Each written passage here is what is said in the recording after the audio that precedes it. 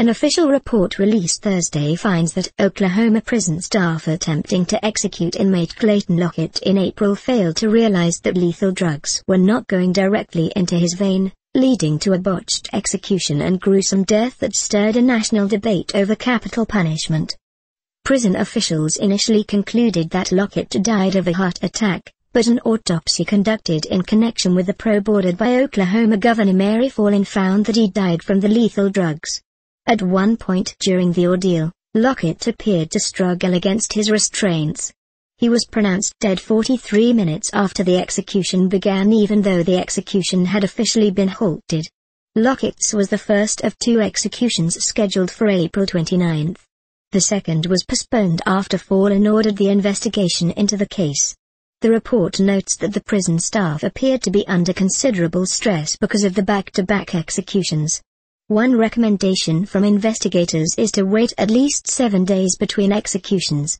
Another is that a governor be notified if it takes longer than an hour to place and for, raising the possibility that a postponement might be requested. The results of the investigation, released by the Oklahoma Department of Public Safety, finds that a paramedic and doctor on duty during the event had tried 10 times for more than 50 minutes to secure an 4-needle into a vein for the flow of drugs. When they finally thought they had succeeded at securing an entry point in Lockett's groin, after cutting open his clothing, prison warden Anita Trammell directed that a sheet be placed over the prisoner to hide his genitals from view. Investigators said the sheet prevented medical personnel from seeing that the drugs were piling up under his skin and not flowing properly into the vein. The problem created a swollen area larger than a golf ball, the report, that could not be seen because of the sheet. A timeline in the report says Fallin's office told Corrections Department Director Robert Patton to proceed with the lethal injection after it became clear only one viable 4 had been placed. It was not until Lockett began to raise his head and make sounds, some said he was mouthing words, that officials realized there was a problem. Dale Bitch, a lawyer representing inmates on Oklahoma's death row, said the investigation report raises more questions than it answers. The report does not address accountability. The inmates filed a federal lawsuit in June alleging that the Oklahoma Department of Corrections was conducting cruel and unusual punishment with its lethal injection procedures.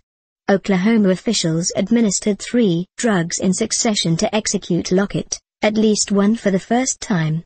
The first was midazolam, an anti-seizure medication used as an anesthetic, followed by vecuronium bromide to paralyze Lockett and then potassium chloride to stop his heart.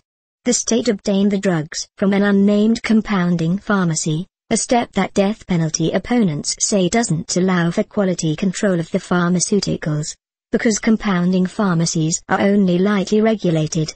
State investigators did not find any deficiency with the drugs Oklahoma obtained from the pharmacy.